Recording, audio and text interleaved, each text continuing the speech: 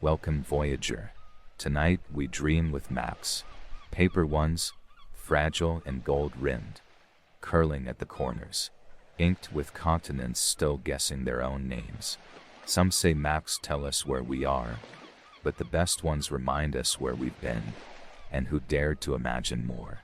This is the story of Abraham Ortelius, a quiet man with a cartographer's quill and a dream too big for his century. He stitched the first modern atlas together in 1570, and between its folded pages, the earth itself began to shift. Literally, you see, Ortelius believed something strange. He thought the continents once touched, that Africa, South America, Europe, even the poles, once huddled like puzzle pieces and then drifted. He suggested this not with earthquakes or science, but with the dreamlike intuition of someone who had stared too long at a map and started to notice. The shapes whispered to each other. Tonight, we'll trace the drifting edges of this story, float between parchment and tectonics, and maybe, just maybe, follow the dream of a man who once imagined the world before it fell apart. Before we drift too far, remember to like this video and subscribe.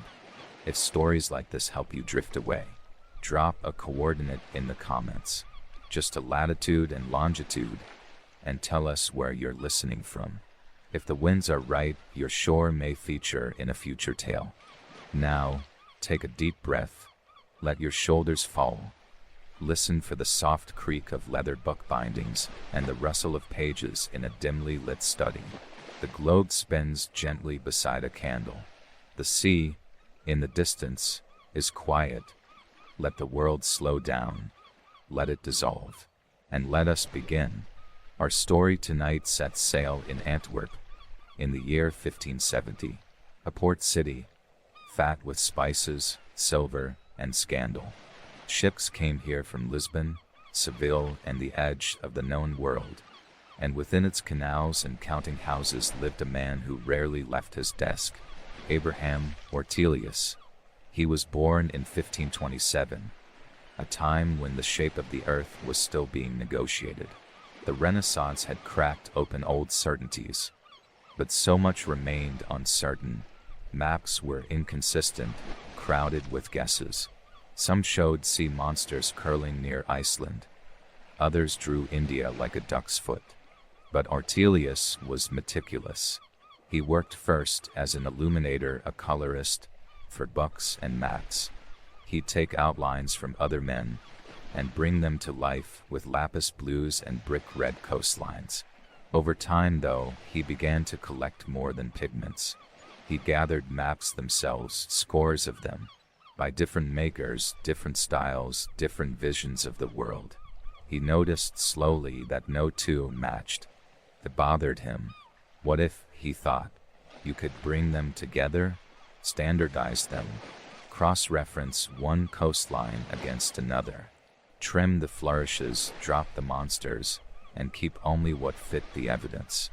That idea would become the Theatrum Orbis Terrarum, theater of the world. The first modern atlas, published in 1570, it included 70 maps compiled from sources across Europe. Ortelius didn't claim to discover them. Rather, he curated, organized, annotated. His genius wasn't in the drawing of new lands, but in seeing the bigger picture, literally. In doing so, he became something rare, a cartographer of cartographers. But tucked quietly inside his annotations, in the back pages of his life's work, was a strange note, one that would puzzle geologists centuries later. He wrote gently, cautiously, that the shapes of the continents were too similar to be coincidence, that Africa and South America seemed to belong together, that the Americas appeared to have been torn away from Europe and Africa by some ancient catastrophe. He didn't call it plate tectonics. That wouldn't come until the 20th century. He didn't use seismic data or fossil evidence. He didn't even insist he was right. But he saw it, the fit, the idea, a sleeping theory, buried inside a book of maps. And then, forgotten for centuries, Ortelius' world was not ready to drift. His time was about fixing place, not questioning it. Monarchs ruled by divine right. Boundaries were sacred. The earth had corners. It had pillars. Atlantis had sunk. Sure, but the continents, they stayed where they were told. And yet the maps whispered otherwise. Let's pause here, Voyager. Imagine Ortelius in his candlelit study, hands ink-stained, elbow deep in vellum scrolls and brass instruments. Outside, the bells of Antwerp chime, calling time he refuses to notice. His world is still, except on the parchment before him. It isn't. The coasts bend inward like longing. The outlines drift in his mind, not yet breaking, but remembering how to move. He closes his eyes, sees Pangaea before the word existed, a supercontinent not in science, but in sleep, and he lets it sit there quietly between the annotations. He could never prove it, not then, but he planted a seed. Centuries later, in the early 1900s, a German meteorologist named Alfred Wegener would stumble across Ortelius' quiet speculation. Wegener too saw the jigsaw shapes. He added geology, fossil records, glacial scars. He named the process continental drift. People laughed at him, just as they had ignored Ortelius, but not forever. Eventually, with the rise of plate tectonics theory in the mid-20th century, the world caught up. Earth wasn't fixed. It flowed, cracked, shifted. The continents weren't nations, they were rafts, slowly, inexorably, moving over molten stone, exactly as Ortelius had once dreamed. But that's later. In his time, Ortelius remained a quiet cartographic caretaker. He revised his atlas multiple times, added new maps, removed outdated ones. He was obsessed with accuracy, but still respectful of myth. His maps didn't just record geography, they whispered of memory. Atlantis, Hyperborea, Prester John. He didn't erase them. He placed them gently alongside the real. A map, he believed, was not merely a chart. It was a theater, a stage for the world. And every page was part dream, part evidence, part belief, and part longing. Ortelius would often be found, bent over a page, whispering to himself in Latin, his quill tapping gently in rhythm, with the wind that rattled the leaded glass panes of his study. He believed in order, in the elegance of geometry, but he also believed that maps were not absolute. They were performances, glimpses of a shifting truth. And so, he didn't merely draw coastlines, he annotated them. Each page of his atlas had companion texts, called cartouches, nestled in margins like footnotes with poetic flair. These weren't just coordinates or trade winds. They were speculations, stories, bits of borrowed myth and keen-eyed observations, stitched together in delicate script. It was in one such note, buried near the edge of the Atlantic, that he gently posited his most curious belief, that the continents had once been joined, then torn asunder by ancient earthquakes and floods. He didn't claim divine vision. He simply wrote that it appeared so, like a thought that visits in a dream and leaves before it's questioned. It would take the world nearly 400 years to ask the same question out loud. Still, Ortelius' maps spread.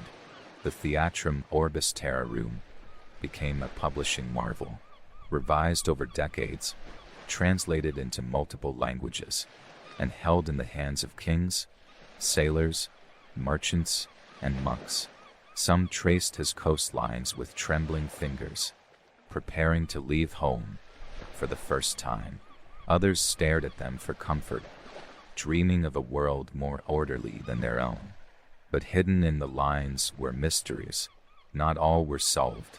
He included places that now seem like mirages. Friesland, an island southwest of Iceland, appears on many maps of the period, including Ortelius's. It was described in vivid detail, its settlements, its mountains, but no such island exists. Today we call it a phantom island, one born perhaps from error, perhaps from ice, perhaps from memory. He also charted Terra Australis Incognita, the great southern landmass that mapmakers believed must exist to balance the weight of the continents. This imaginary land would eventually give rise to Antarctica's discovery, though it looked little like what Ortelius had drawn. To modern eyes, these inclusions might seem like mistakes, but Ortelius was not wrong in the ways we think.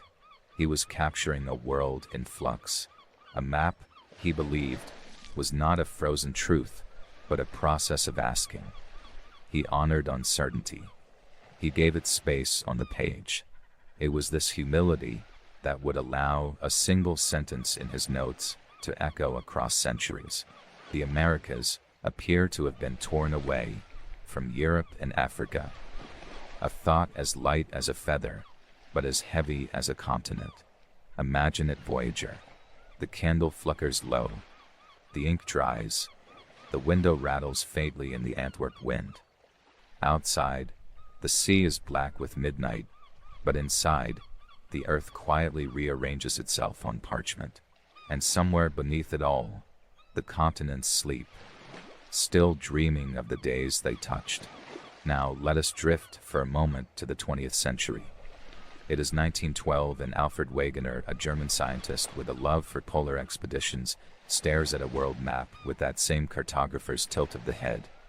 He's not the first to notice that the eastern edge of South America fits almost perfectly against the curve of West Africa. But he's the first to make the case publicly and seriously. He calls it continental drift. The idea is met with derision. Scientists scoff. There's no mechanism, no engine to explain how entire land masses could move. Wegener offers some theories, tidal forces, centrifugal push, but they are flimsy. Still, he insists, the fossil records line up. Rock formations match across oceans. This is no accident, he says. What Ortelius whispered, Wegener shouts.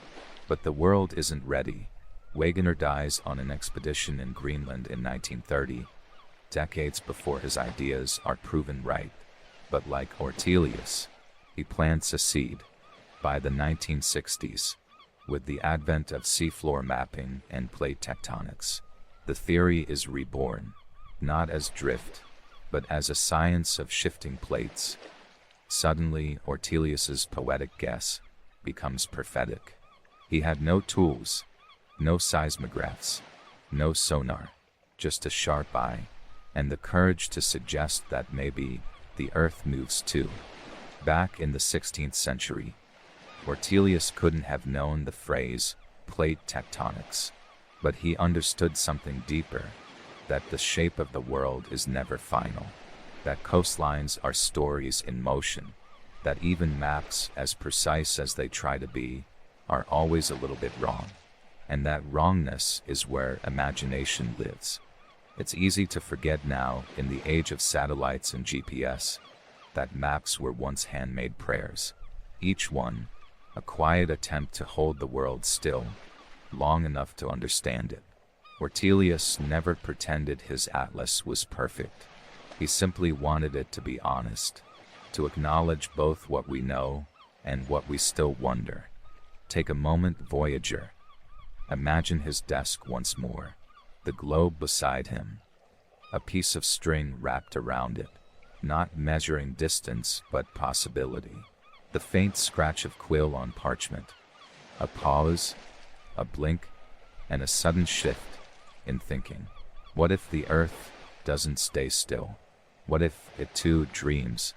Perhaps Ortelius never intended his suggestion to be taken as scientific fact.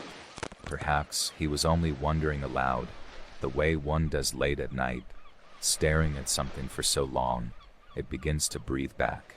But in that wonder, he became a forerunner, a quiet cartographic philosopher, a man who dared to look at the world and see not just land and sea, but motion, history, memory, and something even softer, connection. Because when we trace the shapes of continents, we are also tracing our own desire to belong, to understand where we came from, to imagine, perhaps, that even when the earth breaks apart, it remembers what it once held close. And sometimes a mapmaker is the only one listening. Ortelius never left Europe, not physically, but his imagination traveled farther than most ships of his time. Through borrowed accounts from explorers and merchants, through the letters of friends and colleagues, he pieced together the continents from careful listening. And perhaps that made his maps even more sincere, because they were less about conquest and more about curiosity. In his later editions, Ortelius included maps from around the world, not just his own. He published Arabic maps, Persian charts, Chinese depictions of the heavens. He believed that geography was not a single voice, but a quiet choir, one that sang in many tongues and still echoed the same question: where are we? He compiled legends too, tucked into the margins or woven into place names. Here, a sea serpent curls beside a ship. There, a land of pygmies whispered in a cartouche. He knew these might not be true in the way that mountains and rivers are true, but he also knew they meant something. They told us what people feared, or hoped, or imagined existed just beyond the visible world. And isn't that what maps are for? Even now, we measure space not only by miles but by meaning. A childhood street, a final resting place, a name carved into stone. These are the emotional topographies that lie just beneath every coastline. And Ortelius somehow seemed to know that. In the late autumn of his life, Ortelius returned to the beginning. He began revising his Paragon, a companion to his atlas, filled with historical maps. He redrew the Roman Empire, imagined the Exodus, outlined ancient Scythia. These were not places one could sail to, but they were real, in the sense that memory is real. He once wrote that history was the soul of geography, and perhaps he was right. Perhaps every modern map floats upon invisible layers, histories we can't see but still feel, like dust in the grain of a table. The earth remembers, even when we forget. Abraham Ortelius died in 1598. He was buried in Antwerp, beneath the stone and spire of St. Michael's Abbey. A statue of him stands near the city zoo now, holding a globe, gazing forward with that same slightly puzzled, deeply curious expression that mapmakers often wear. But his real monument is quieter. It lives in the pages of atlases that still bear his name, in the worn corners of libraries, in the quiet reverence of hands tracing a coastline he once drew, and in every map that dares to say, not only this is where you are, but this is how we dreamed of finding our way. His legacy, though, stretches even farther. The idea that the earth is in motion, that its continents once touched, that its skin has drifted and cracked, would go on to shape geology, oceanography, even climate science.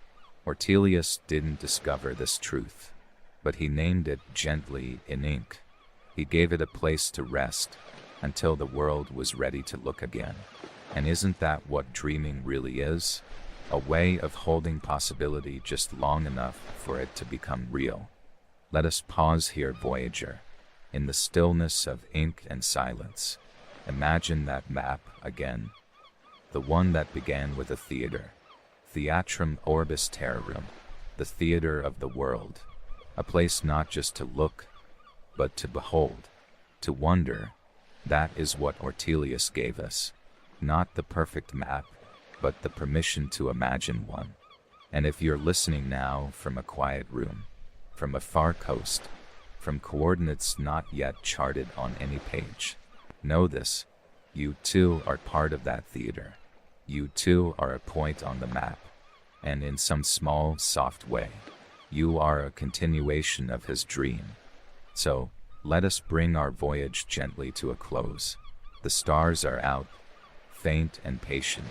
The parchment is rolled. The globe turns slowly on its axis, like a thought returning home. Sleep now, voyager.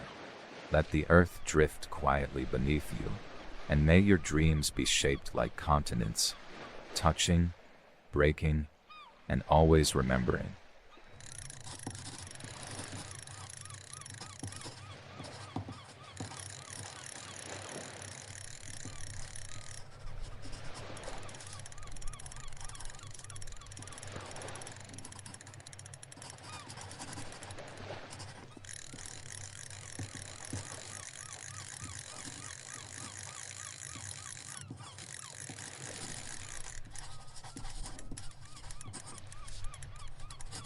Welcome back, Voyager. On our second story of the night, we slip into a tale of stillness, of sails that drooped like sleeping wings, of ocean waters so calm they reflected the stars as if the sky had fallen in. We're heading toward a belt of blue, so breathless and still, it seemed not like water, but glass. This is the tale of the doldrums, and of one ship caught in its hush in the year 1769. A voyage adrift not by storm, but by silence. And while we're gently adrift, let's take a moment to remember that history, like wind, only moves when someone gives it breath. So, if you're enjoying the channel, consider liking and subscribing, and drop your coordinates in the comments below. Let us know where you're listening from. If your harbor holds a forgotten tale, we might just sail there next. Now let your shoulders sink. Let the noise of the day drift off like foam from a bow. Listen for the soft creak of timbers, and feel the quiet tension of canvas hanging slack in the air. You are safe, you are held, and our story tonight sets sail at the very heart of the sea, in a place where wind forgets to move. The year is 1769, and the HMS Endeavour, commanded by a man named James Cook, is somewhere in the South Pacific near the equator. The crew is seasoned, the voyage scientific. Their mission is to observe the transit of Venus across the sun, to chart it precisely, to help calculate the vast distances between planets. But now they are stranded in the doldrums. This stretch of ocean, officially known as the Intertropical Convergence Zone, girdles the Earth like a soft belt near the equator.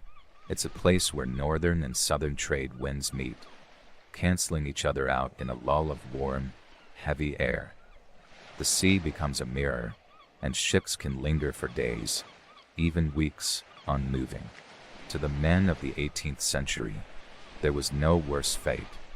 The wind was their lifeblood, their engine, their only true propulsion. Without it, time became a weight. Rations grew lean, tempers short. The sun, unshielded by cloud or breeze, baked the decks until they shimmered. Tar boiled. Wood groaned. The sea didn't roar. It whispered, and that whisper was maddening. Sailors feared storms, yes, but they feared the doldrums more. The storm had an end. Stillness did not. One diary from the Endeavour describes it simply. The ocean is like oil. The sails hang limp as prayer flags on a windless shrine. We have not moved in 2 days. It is as though the sea waits for us to forget what motion feels like. But even this calm held motion, if one looked closely. Under the glassy surface, flying fish darted like silver thoughts. Jellyfish bobbed as if suspended in an invisible syrup. And at night, the sea glowed faintly with bioluminescence, tiny marine organisms lighting up at the ship's passage, or even the wake of a tossed rope. Imagine now standing on that deck. No breeze, just sun, stars, and silence. The sky mirrored perfectly in the water below, so that you might forget which way was up. The men grew quieter each day. Some whispered that time itself had stopped. And perhaps, in a way it had. The doldrums were not merely a physical location. They were psychological. Sailors told tales of madness born from this stillness, of hallucinations, sirens, ghost ships glimpsed in heat shimmer. Some believed that these seas were haunted not by spirits, but by time unspooling too slowly. In truth, the doldrums were not supernatural. They were scientific. They formed from the convergence of trade winds, hot air rising and drawing moisture with it. Thunderclouds often loomed, but moved sluggishly. Rain fell in sudden bursts. Then the skies cleared to an eerie brilliance. But try telling that to a sailor whose barrel of water just ran dry. Many ships, especially in the age of sail, recorded long passages through these still zones. Some turned to desperate measures, rowing, even towing vessels with longboats, though such efforts did little. Others drifted for weeks, recording their frustrations in journals with ink that dried slower than their voyage. In 1852, the American clipper ship, Flying Cloud, became one of the fastest ships to sail from New York to San Francisco, doing so in just 89 days. But even she, built for speed, once lost a week to the doldrums. Her captain recorded that the sea lay flat as slate, no breath of wind, no cry of gulls, only our shadows, perfectly reflected, stretching out beneath us like ghosts. And yet, in all this stillness, there was beauty. Painters who journeyed through the tropics in the age of sail captured those eerie calm days in oils and sketches, wide mirror-like seas, pale cloudless skies, a single ship adrift like a forgotten thought. The doldrums had a palette of their own: pearl blue, whisper gray, gold at noon, violet by dusk.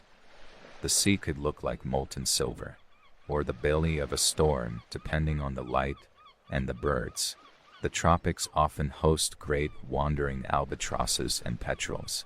When windless, they too rest.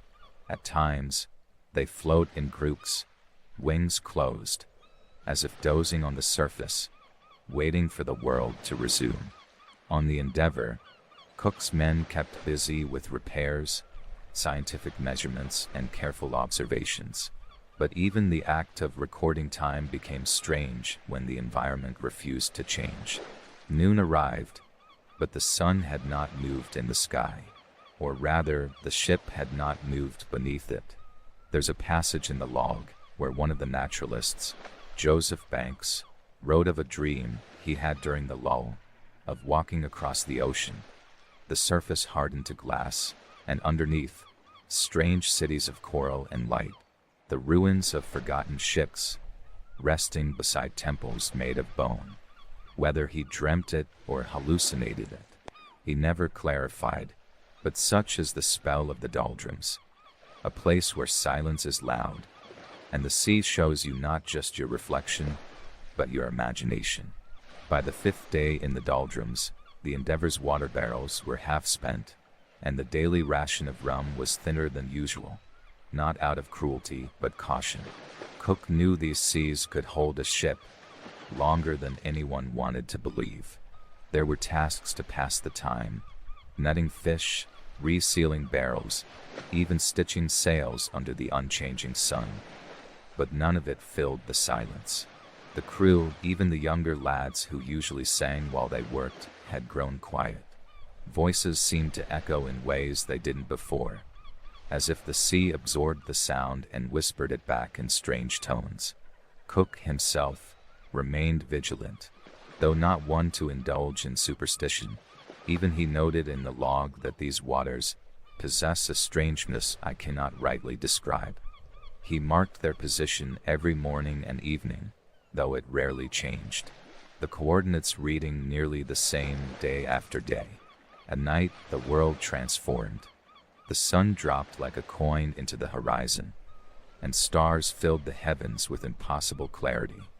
No clouds, no wind, no motion, just a sky so full of constellations that it almost felt too close. Sailors lay on the deck, staring upward, and sometimes downward, seeing the same stars reflected in the water. And that was the strange thing. In the doldrums, the boundaries blur. Sky and sea, dream and wakefulness, the physical and the imagined. One midshipman swore he saw the constellation Orion, not above him, but beneath his feet. He bent over the gunwale and nearly tumbled in, trying to grasp a star that was really just his own reflection. But no one laughed, because they all understood. The doldrums played tricks, gentle ones mostly, but tricks nonetheless. During one dusk, the ship passed through a fog of jellyfish, their transparent bells glowing faintly with a ghostly green. The sailors watched as they pulsed beneath the surface, like a drifting city of lanterns. One crewman described them as light caught in water, dancing without music. Even Cook paused to watch. These moments became sacred, small wonders in the vast monotony. When the ocean gives no wind, it gives quiet instead. And in that quiet, something awakens, an alertness, or perhaps a deeper kind of dreaming. Some sailors told stories to pass the time, old tales of ghost ships that never left the doldrums, of crews turned to statues, sails to stone, of ships that drifted forever, so perfectly mirrored by the sea that they forgot which world they came from. Others made up names for this stretch of water, the Mirror Sea, the ocean of forgotten breath. One even called it God's waiting room. And always, there was the hope of wind. Each morning the crew would test the lines, hang a piece of thread from the mast, watch for the twitch of a telltale. Every creak in the rigging was listened to carefully, as if the ship itself might whisper of change. On the sixth day a change did come. Not a gust, not yet, but a shift in color. The sky, pale and perfect for days, now showed streaks of pink at dawn. High cirrus clouds gathered at the edge of vision, like wandering thoughts coming back into focus. And the barometer dropped just a hair. To a modern eye, these are ordinary signs. To an 18th century sailor, they were proof that the world was beginning to turn again. That night, the stars seemed to tremble slightly in the water, not because they moved, but because the water did. A ripple, just one, barely enough to tip a floating feather. But it was real. The crew noticed, and they began to smile again subtly. Jokes returned, not loudly but in half-whispers. Even the cook made a louder clang in the galley. The next morning, the sails fluttered, and there it was, the breath. A faint one, yes, but a breath nonetheless. A breath of the earth, stirring from slumber. The sea was no longer glass, but liquid once more. The Endeavor began to move, not fast, not yet, but enough for the log to mark it, enough for the rudder to matter again, enough for the men to remember what it was to glide. But they would not forget the stillness. They would talk about it in ports for years, not in fear, but in wonder. The days where time stopped, where stars floated beneath their feet, where the sea turned to glass and offered a mirror not only to the sky, but to themselves. For as much as sailors feared the doldrums, many came to see it as a rite of passage. You do not leave such stillness unchanged, and neither do we. We often think of history as movement, voyages, discoveries, wars, but there is also a history of waiting, of being still, of listening deeply. The doldrums remind us that sometimes the world is not asking us to act, but to witness, to be very quiet, to look closely, to breathe. And when the wind returns, as it always does, we sail forward with a different heart, because we've been shown what lies beneath the motion, and it is vast, and it is luminous. The Endeavor caught wind slowly, like a creature remembering how to breathe after a long sleep. It didn't lurch forward, nor slice the water with hunger. It eased, gently, like a thought resuming its course after pausing to admire a dream. As the sails filled, taut with the first breeze in days, the crew stood quietly. No cheers, no loud clacks on the back, just the sound of rope shifting, timbers groaning in relief, and the sigh of fabric stretching toward movement. They had left the mirror behind, but it clung to them still. Even days later, once the ship was well into the southern trades, some spoke of it. The stillness, the silence. One sailor, a superstitious man from Devon, swore the sea had spoken to him during that breathless drift, not in words but in feelings, as if the ocean, bored of being a road, wanted for once to be a window. Another said he saw the ghost of a sailor walk across the water at night, not sinking, just strolling on the stars. He meant it more as poetry than warning, but no one laughed. Not after what they'd seen. The doldrums have that effect. They are not a place to fear, but to be humbled by. And for sailors of the 18th century, they weren't just a meteorological inconvenience. They were a test, a reminder that man did not command the sea. He only asked permission to cross it. In later years, Cook's journals from that voyage were studied by naturalists and meteorologists alike.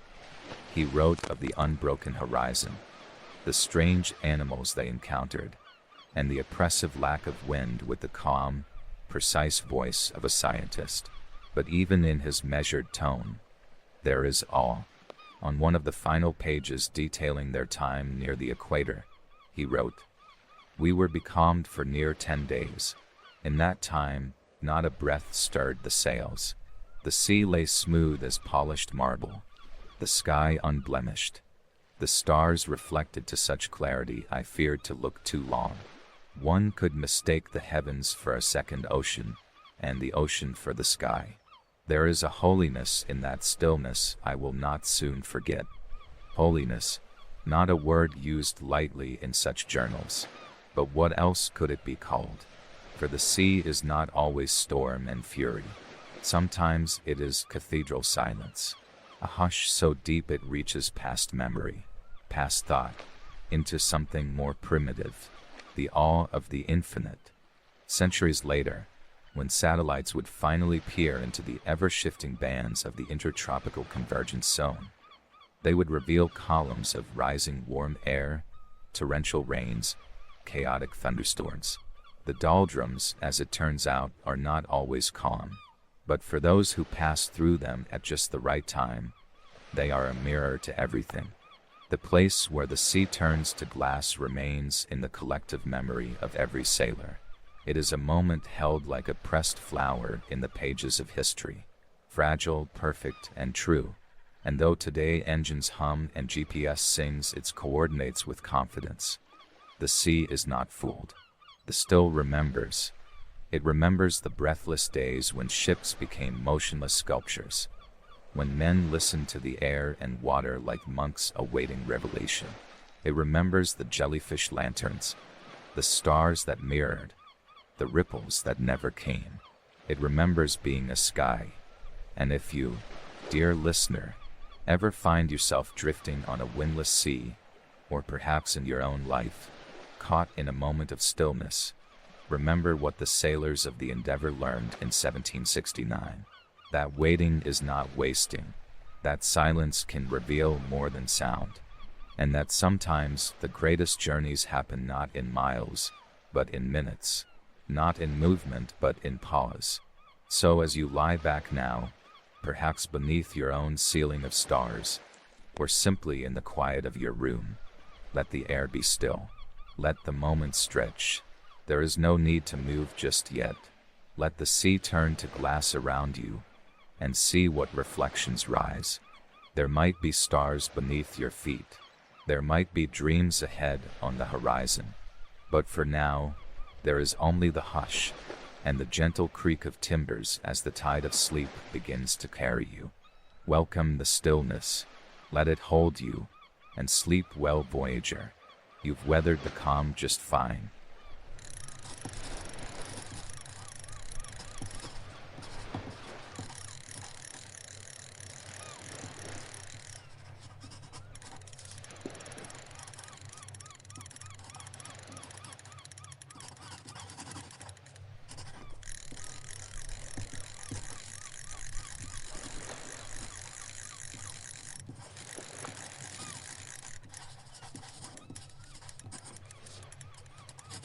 Welcome, voyager.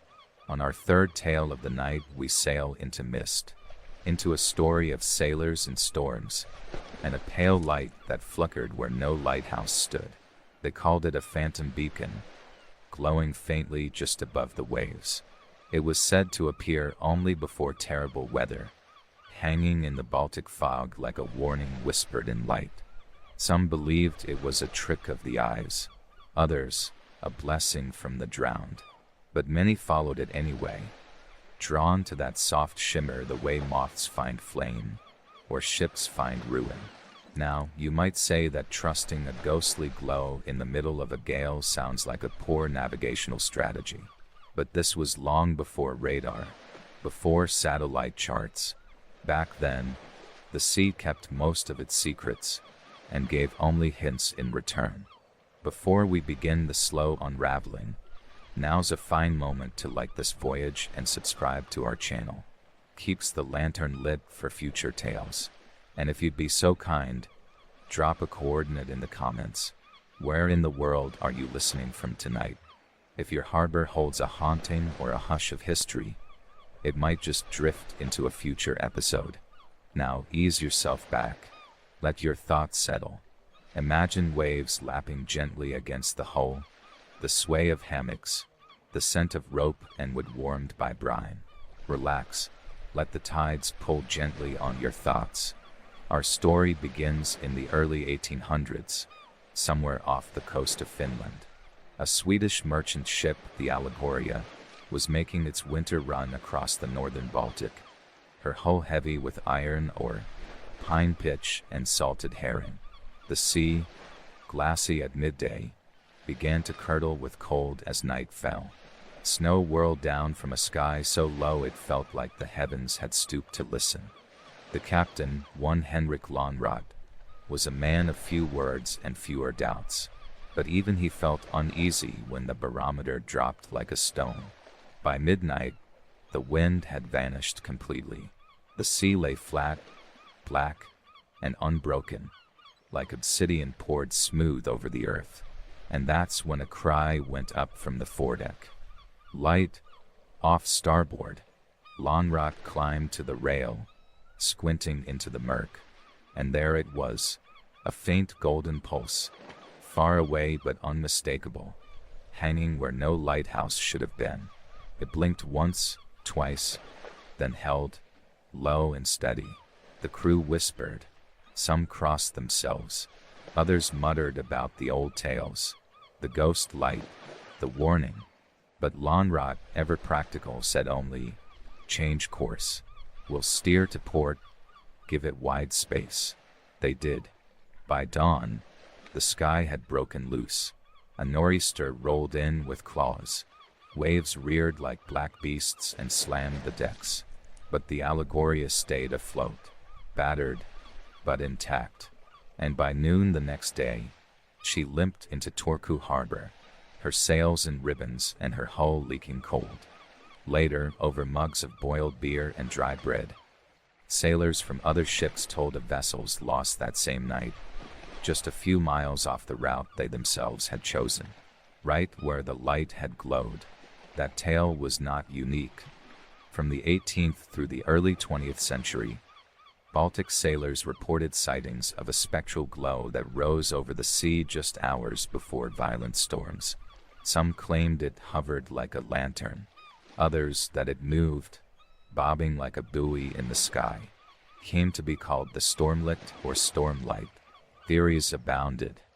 Some said it was St. Elmo's fire, the luminous plasma discharge that dances along masts during electrical storms. Others thought it was caused by phosphorus in the water, stirred up by unusual wave patterns. Some whispered of Viking spirits, guarding their watery domains. But among the older mariners, the light wasn't feared, it was followed. You see, most of the Baltic coastlines were treacherous, jagged fjords, hidden reefs, shifting sands. Before standardized lighthouses, navigation was more art than science. Charts were hand-drawn, and even local captains sometimes lost their bearings in the snowflecked dark. So when a light appeared, even one that shouldn't be there, it was a thing to consider carefully. If you ignored it and sailed into trouble, the blame was yours. But if you altered course and were saved, well, who was to say it hadn't been a gift? By the 1830s, sightings of the phantom light were frequent enough to earn entries in ship's logs. A Prussian frigate recorded, observed a luminous body near Gisaro. No known beacon at that site. Altered bearing. Severe storm followed within 8 hours. In 1847, a Russian vessel detailed. Captain Konstantin Gurov noted a fixed glow to the southeast. Chose to tack inland. Storm surge claimed 3 fishing boats in the area we avoided. No one knew exactly what it was, but many learned to respect it. It became a sailor's superstition, yes, but a strangely useful one. Less a legend than a practical ghost. That's a rare thing, Voyager. A superstition that might have saved lives. Now let's drift back even farther. To a time before nations, before charts, before the very idea of a lighthouse. The Baltic was once the edge of the known world. Cold, deep, and capricious. The Sami people spoke of spirits in the water, beings of mist and fire who warned travelers in strange ways. Some carried carved talismans, tiny oiled stones believed to catch and reflect warning lights sent by these entities. One such stone, found in a grave near Ulu, is etched with a spiral that glows faintly when held under candlelight.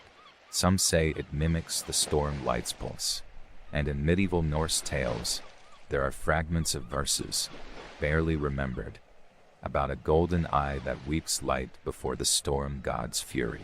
Whether metaphor or memory, no one can say for sure. Still, the idea endures. A kind light, a warning glow, something seen only in danger's shadow. As modern science marched forward, belief in the phantom lighthouse began to wane. By the 1920s, with the installation of electric beacons, radio signals, and standardized buoys, fewer sailors reported the light.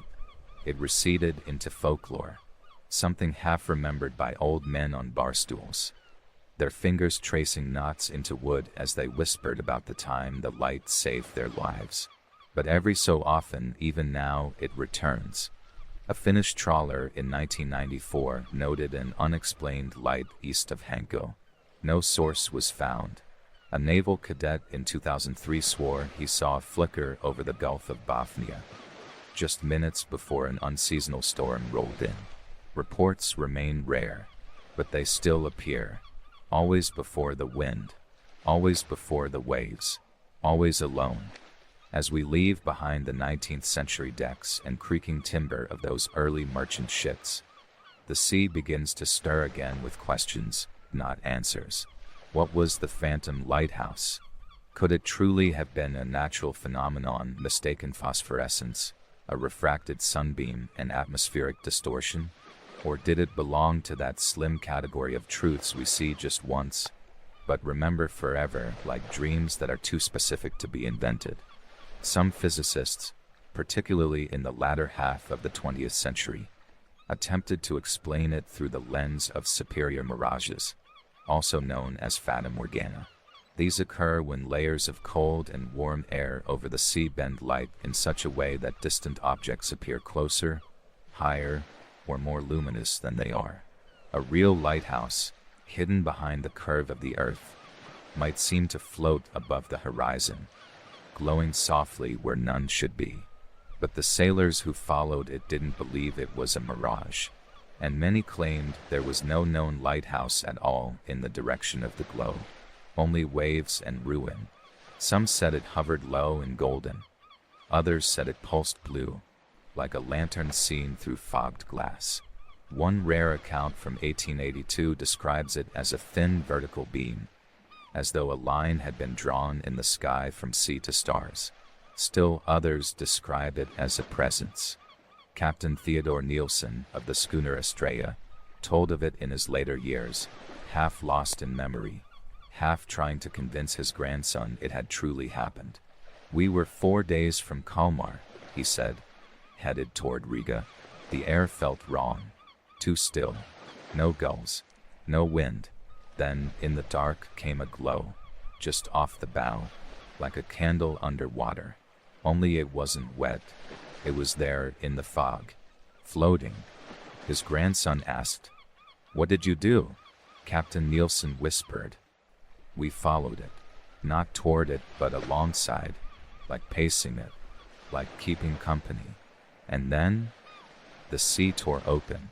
That night," he said, "they made it into harbor an hour ahead of schedule. The storm arrived just minutes behind them. I don't know what it was," the old man said, looking away, "but it wanted us safe. And so it was that this mysterious light came to inhabit two worlds. Fact and folklore. You see, the Baltic Sea is no stranger to contradiction.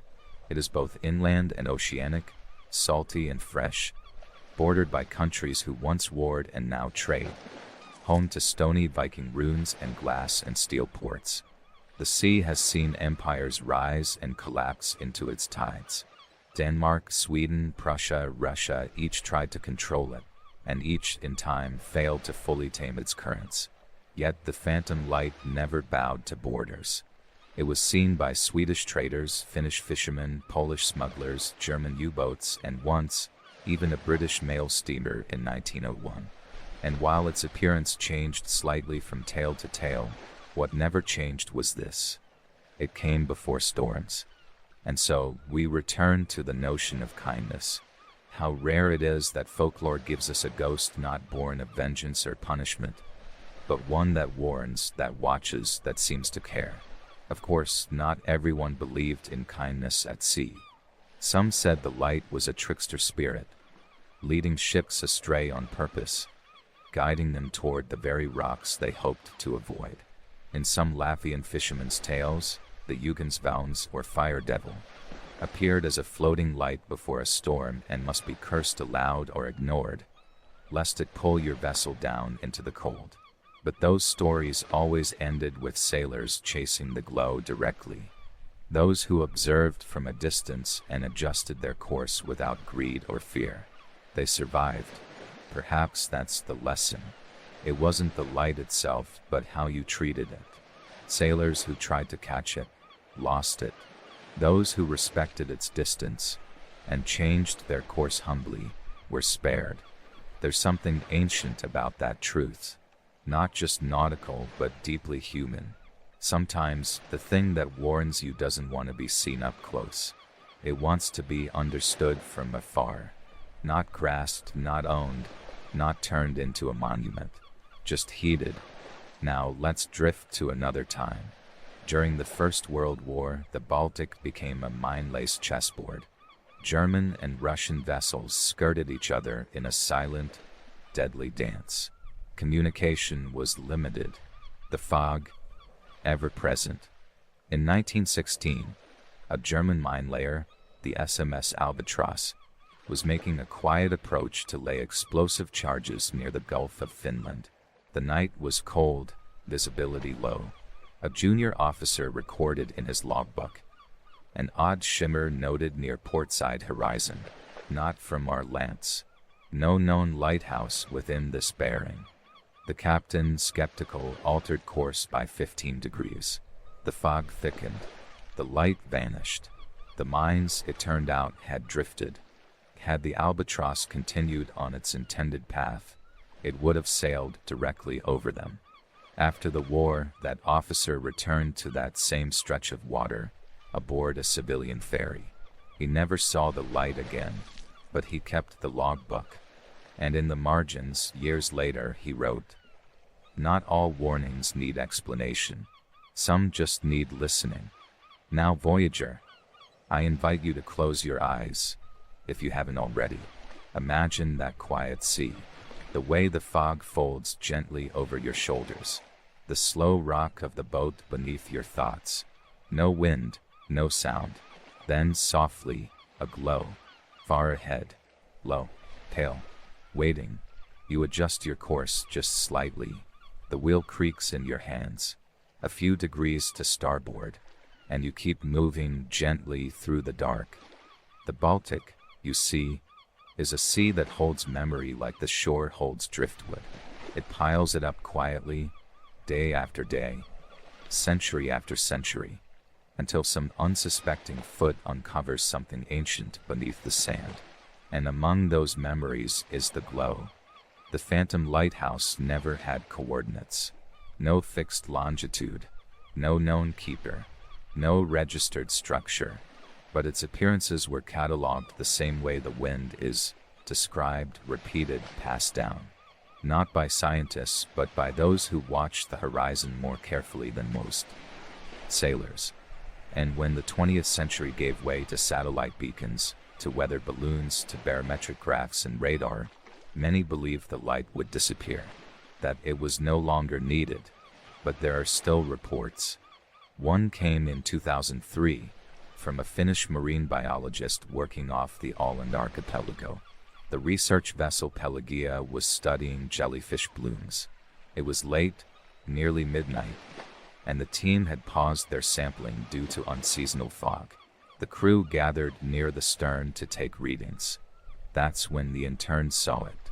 She thought at first it was a spotlight from a nearby ferry, but there were no other ships, no sound, just a pulse of pale amber, sitting low above the waterline. She called to the others, but by the time they looked, the glow had vanished. Still, the biologist noted a sudden drop in atmospheric pressure, followed hours later by a gale that blew out two of their observation buoys. Coincidence, perhaps, but they altered course, returned to harbor early, and the ship remained intact. In her published notes, the biologist wrote, almost as a footnote, "Strange anomaly witnessed on September 6, 2003. Low-altitude luminescence. No known source. Perhaps an echo of older warnings. Isn't it strange how something that never built itself with brick or steel can feel more permanent than a real lighthouse?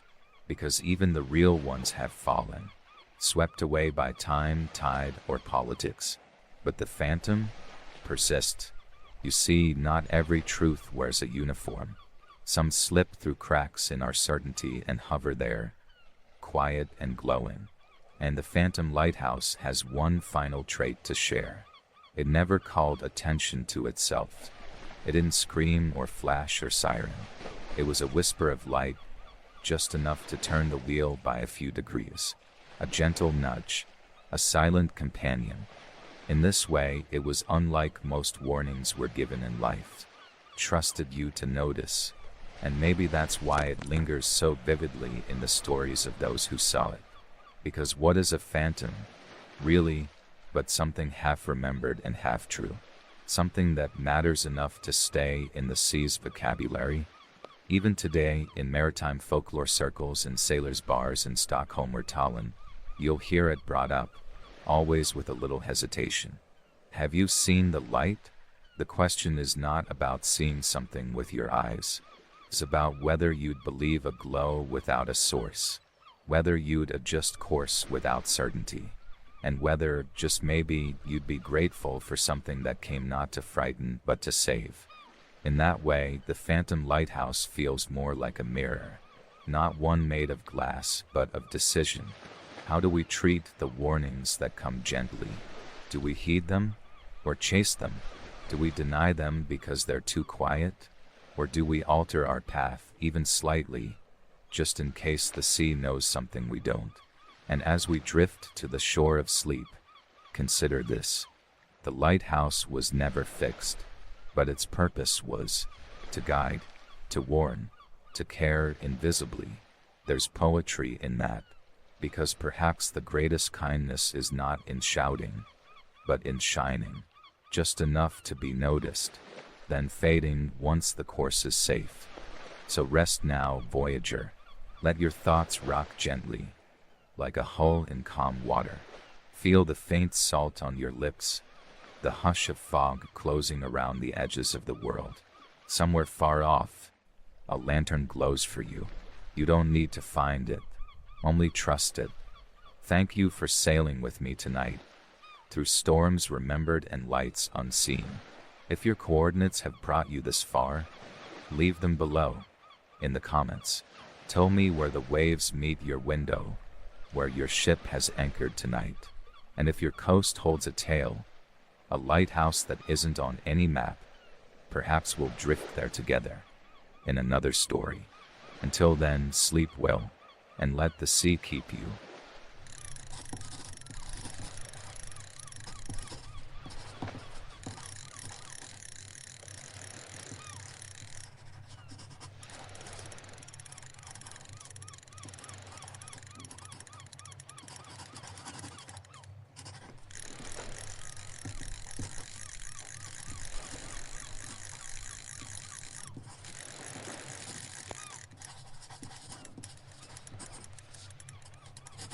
Welcome, Voyager.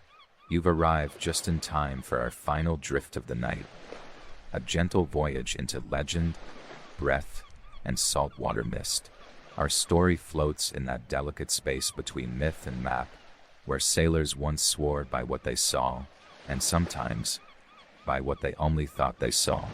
This tale begins on calm waters, in the soft belly of the Arabian Sea, where the line between sea and sky blurs like a half-remembered dream.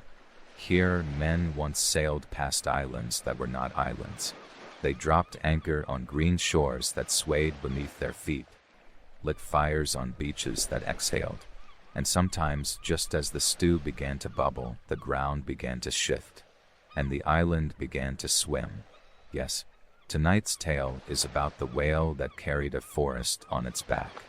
And if you're thinking that sounds far-fetched, you're not alone. But before you laugh the legend overboard, remember that the sea keeps its secrets well, and the boundary between folklore and fact is often only as deep as a tide pool. Before we dive in, let me gently ask you to like this video and subscribe to our quiet corner of the ocean. It helps our tiny ship stay afloat, charting tranquil courses through forgotten histories. Drop your coordinates in the comments. We'd love to know where you're listening from.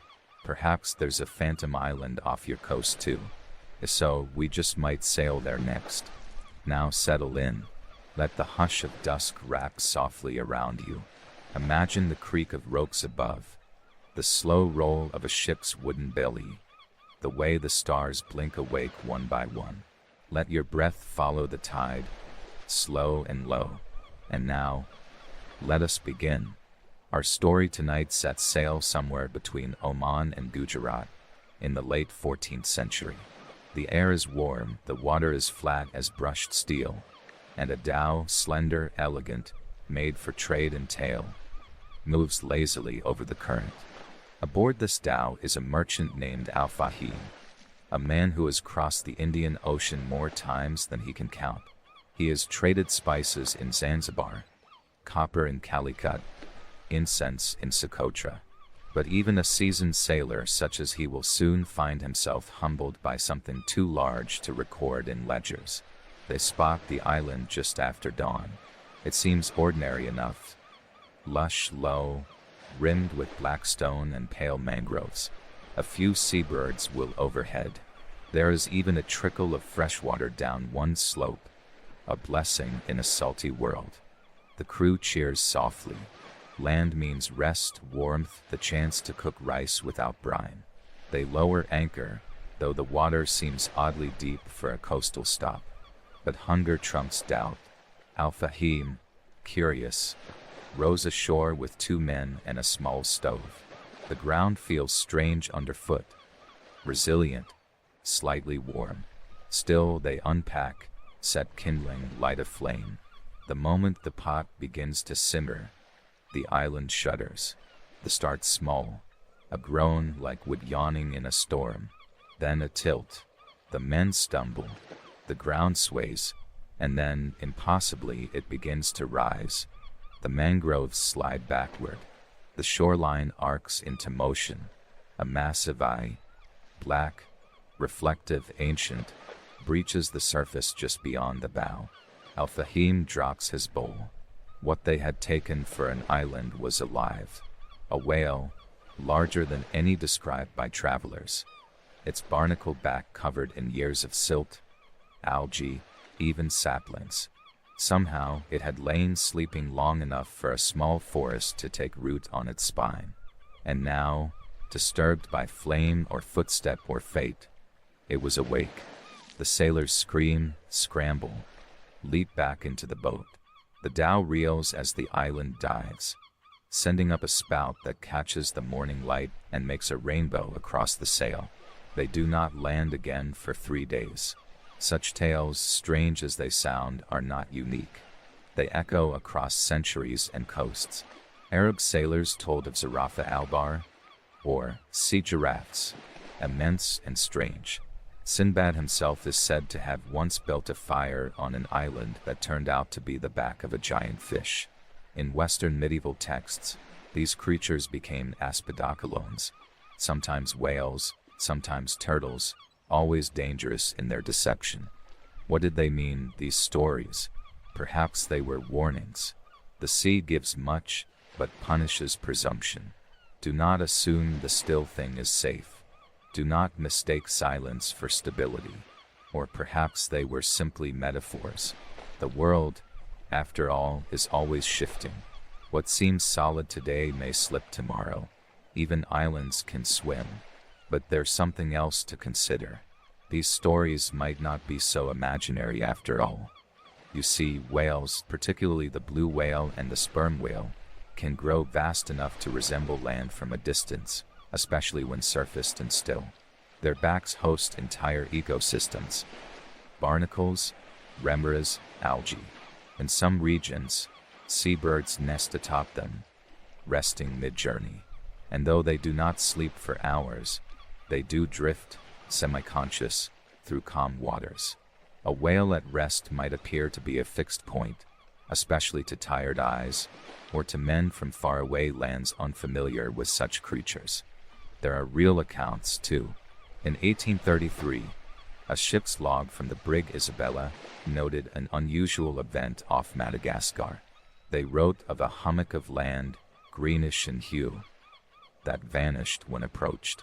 Only later, through spyglass, did they realize it had been a whale, one longer than 3 masts, with kelp streaming from its flukes. And in 1870, a Portuguese captain swore under oath that his vessel had collided with what he believed to be a small islet, until it dived beneath them, nearly capsizing the stern. So maybe the sailors weren't dreaming. Maybe they just met something bigger than belief. And in time, the story grew. In the years that followed Al-Fahim's near encounter with the swimming island, he retold the tale often, at ports and markets, in the shadow of minarets and the warmth of lantern-lit tea houses. The story unfurled like sailcloth in wind. Each telling swelled slightly more. The whale grew longer, the forest denser, and the birds that roost in its mangroves began to speak, repeating the sailors' words like mocking parrots of the sea. And people listened, not because they believed every word, but because something about the ocean's vastness made such impossibilities feel almost plausible. After all, the sea has never been known for its realism. Curves horizons and shifts truths with every wave. In the centuries before sonar and satellite, the sea was a dream you had to navigate by gut and ghostlight. You watched birds, you read the stars, you measured distance in cups of water left and how long your crew had gone without singing. So when a merchant says he landed on an island that turned out to be alive, it's less a lie than a kind of poetic truth. It captures the instability of the world out there, where even the floor beneath your feet might betray you, might stir and dive and leave you flailing in disbelief. Let us drift eastward now, past Muscat, past the Horn of Africa, toward the deeper roots of the tale. Arab seafarers weren't the only ones to whisper of moving islands. On the other side of the Indian Ocean, in the folklore of the Malay archipelago, we find tales of Pulau Hanyut, drifting islands, places that appear on the horizon only to vanish. The Orang Lot, the sea people of these waters, believed such lands were alive, either the backs of slumbering beasts or enchanted by spirits who refused to be mapped. One such tale tells of a man who, lost in a typhoon, stumbled upon a palm-fringed shore that offered him coconuts and shade. He thanked the gods, fell asleep in the sand, and awoke to find himself at sea again, clinging to a whale's back as it sank into the depths. The island had left him behind, a warning perhaps to never take safe ground for granted. And then there's the curious case of the roc, the mythical bird said to be so large it could carry off elephants. In Marco Polo's travels and later in the Arabian Nights, sailors confuse whales for islands, and islands for birds, and birds for storms. In the old world, to err in observation wasn't just human, it was expected. Nature was a shapeshifter. But let us return to the Arabian Sea, to Al-Fahim's dhow, now weeks past the encounter. They sail slower now, more watchfully. Each dark mass on the horizon is eyed with suspicion, each shadow beneath the keel imagined into life. The men speak less. Al-Fahim, however, finds himself altered, not frightened, not ashamed, but quieted. He writes in his log, "The sea reminds us that stillness is not the same as safety, that sometimes the gentlest humps hold the greatest force, that wonder is often buried beneath barnacle." Centuries later, natural historians would collect these tales, unsure where to shelve them, under fantasy, perhaps, or the early anthropology of fear. But even in the scientific age, echoes of these stories resurface. In 1966, a Soviet whaling ship named Vostok 2 recorded sonar readings of a seafloor rise off Socotra that later rose another 14 meters. The anomaly, when approached, gave off a strange pulsing sound, and the crew noted that seabirds congregated in circular patterns above it, diving but never touching down. No one could confirm what it was. The report faded into archives. A myth? A glitch in the equipment? Or just another whale, ancient and resting, letting algae decorate its back like green armor? And why do we care so much whether it was real? Perhaps because the idea of a sleeping island stirs something in us, a comfort, even, that the world still has mysteries large enough to lie beneath our feet unnoticed. That maybe, just maybe, not everything needs to be explained. A forest on a whale's back. What could be more quietly profound? Imagine it. Roots sunk into skin thicker than stone. Trees swaying over lungs the size of chambers. Birds nesting in the hollows of a living mountain. Unaware they're riding a giant who dreams in blue. And underneath it all, the slow, deep song of the whale. Low as the ocean's memory. Long as a legend. A lullaby for the earth. We don't know how many such creatures might have existed, or if they ever did. But the maps suggest that mariners believed something was out there. In the margins of early charts, alongside dragons and krakens, you'll find curious island-like forms, unlabeled, oddly mobile, surrounded not by reefs but by waves drawn to suggest motion. In the Kitab al-Buldan, the 10th century geography of Ibn al-Faqih, there's a passage describing an island that doth heave and sink with the tides, and upon it are birds that never leave, for it feeds them. He doesn't call it a whale, but he doesn't call it land either. And on a 15th century map by Ahmad al-Kalkashandi, a strange oval mass drifts just south of the Malabar coast, covered in vines and flagged with the note, "Beware, for it is not as it seems." Maybe these were inventions, or maybe they were the cautious scribblings of men who had seen more than they could make sense of. Because in truth, what is a whale but an island that breathes?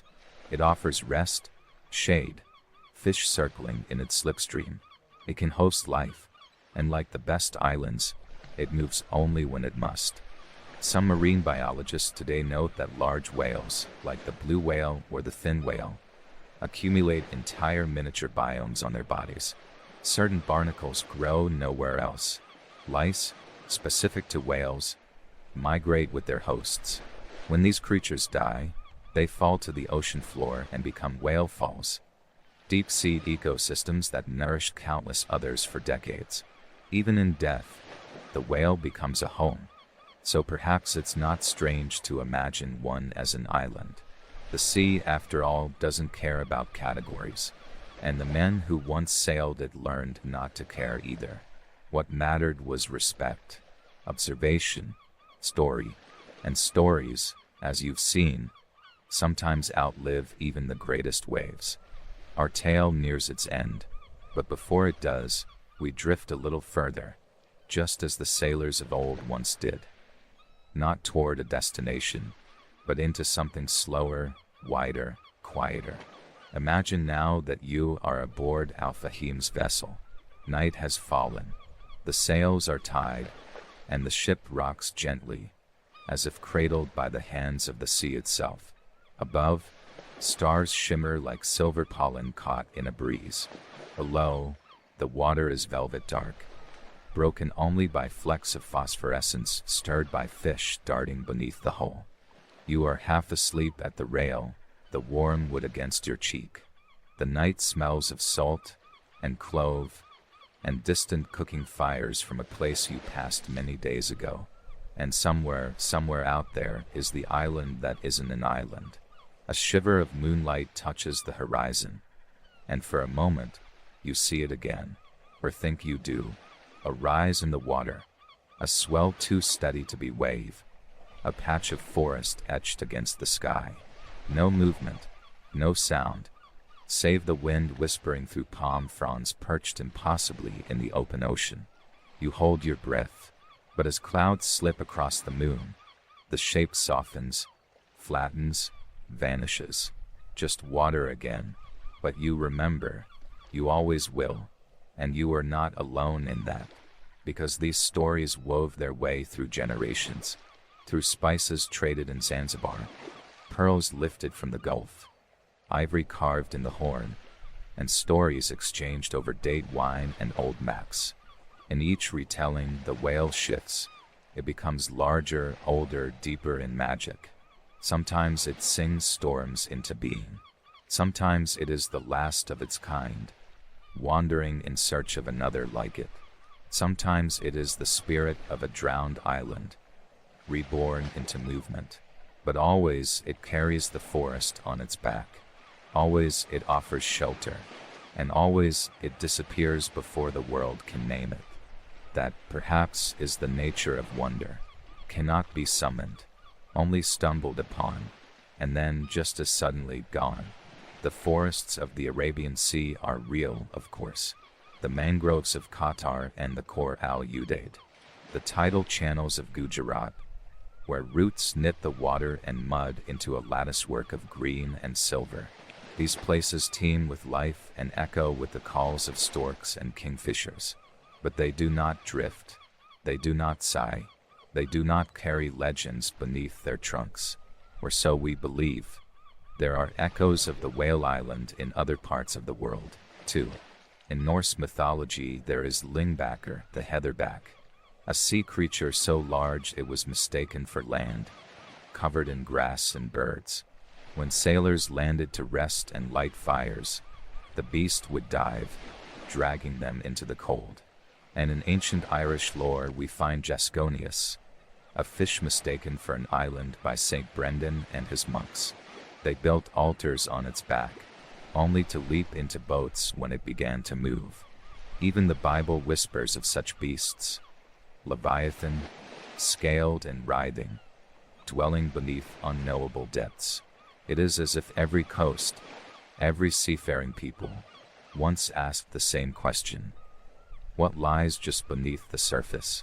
What ancient intelligence waits, unnoticed, watching?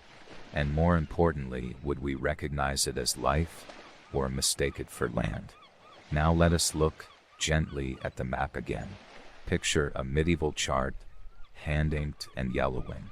The edges are alive with monsters, serpents and kraken and strange snout beasts with coiling tails. But there, tucked near the Arabian Sea, you see it. An unlabeled shape, oddly symmetrical. Not quite an island, not quite a reef. You wonder who drew it. Someone who had heard the story? Someone who had seen it for themselves? Or someone, perhaps, who dreamed of it? who longed for a world where the ocean still held secrets, and where a creature could drift for centuries, unnoticed except by poets and cartographers. And what if it's still out there, not as a whale perhaps, but as the idea of a whale, a floating place, a shelter for the wandering, a promise that the earth still has softness, a reminder that in a world of sharp edges, there might still be something that gives, that sways, that remembers birdsong and lets forests bloom on its back.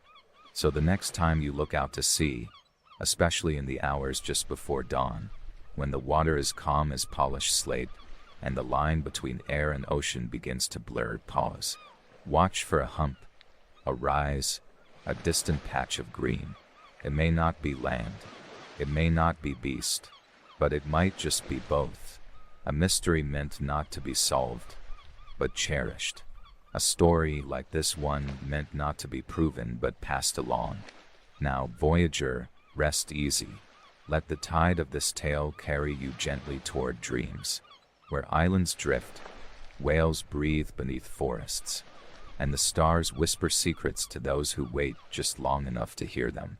Sleep well, and should you find yourself upon a strange green island with soft soil and still air, dig gently. You might be standing on the back of something ancient and kind and quietly watching. Good night, voyager. Until the next tide.